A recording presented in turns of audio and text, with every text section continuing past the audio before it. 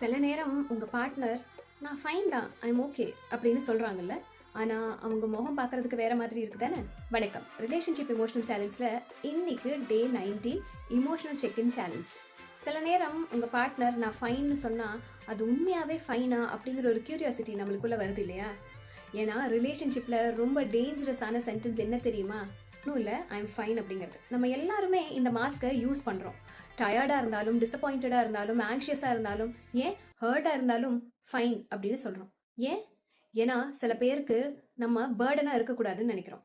சில பேருக்கு வல்னரபிளாக இருக்கிறதுக்கு பயமாகவும் இருக்கும். சில பேருக்கு என் ஃபீலிங்ஸ்க்கு யாருக்குமே இங்கே டைம் இல்லை அப்படின்னு கூட தோணும். சைக்காலஜியில் இதை இமோஷனல் சப்ரெஷன்னு சொல்லுவாங்க. லாங் டேர்ம் சப்ரெஸ் பண்ண பண்ண ஸ்ட்ரெஸ் பாடியில் ஸ்டோர் ஆகிக்கிட்டே இருக்கும். கனெக்ஷன் குறைஞ்சிக்கிட்டே இருக்கும். ரெசன்மெண்ட் அதிகமாகிக்கிட்டே இருக்கும். அதனால இன்னைக்கு ஒரு டிஃப்ரெண்டான கொஸ்டின் ட்ரை பண்ணுங்க. ஹவ் ஆர் யூன்னு கேட்காதீங்க. அதுக்கு பதிலாக உன் மனசு இப்போ எதை அதிகமாக கேரி பண்ணிக்கிட்டு இருக்கு அப்படின்னு கேளுங்க. இல்லை, நீ ஸ்ட்ராங்காக இருக்க ட்ரை பண்ணாமல் உண்மையாகவே எப்படி இருக்க அப்படின்னு கேளுங்க. அந்த ஆன்சருக்கு ஸ்பேஸும் கொடுங்க. சில டைம் ரொம்ப லவ் பண்ணா என்ன ஆச்சுன்னு கேட்கறதுக்கு பதிலாக உண்மையாகவே நீ எப்படி இருக்க அப்படின்னு தான் கேட்க தோணும். இன்னைக்கு சேலஞ்ச் ரொம்ப சிம்பிள். பார்ட்னர் கிட்ட ஒரு ஜென்யூன் இமோஷனல் செக்இன் பண்ணுங்க. சர்ஃபேஸ் ஆன்சருக்கு மேலே போய் அவங்க ஹார்ட் என்ன சொல்லுது அப்படின்னு ஜஸ்ட் கேட்டு பாருங்களேன்.